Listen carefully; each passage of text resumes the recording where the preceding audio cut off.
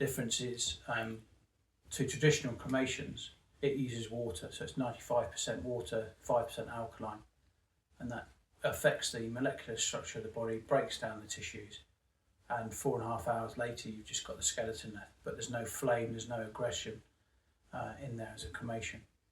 But it's about the energy saving, so it's between 25 and 10% of the energy of a traditional cremation. And in that respect, it's the greener tick in the box, and we've got planning permission for that down at Oakfield Wood Wrabness, and we'll show you that site. And that's what we're hoping to build in the next 18 months, and be the first in the south of England and the second in England to have a centre up and running and operational.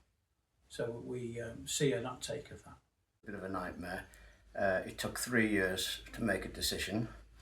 However, once the council realised that it was a good benefit to the area and to the environment, in recent years they've been very, very helpful, and the Resomation side of things, they couldn't have been more helpful. It's legal in Europe, Canada, America, and the first centre that opened in Europe was in Dublin.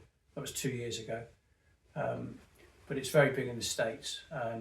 Not across the whole of the United States. Certain states have got it. Netherlands have just placed an order for 14 units, and they're in the same position as us, where it's waiting for the red tape for it to be approved by their parliament.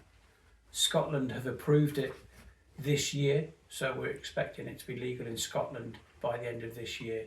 But what we want to avoid is funeral tourism, where people have to cross the border into Scotland for this green process. So hopefully it will chivvy them along a bit in the England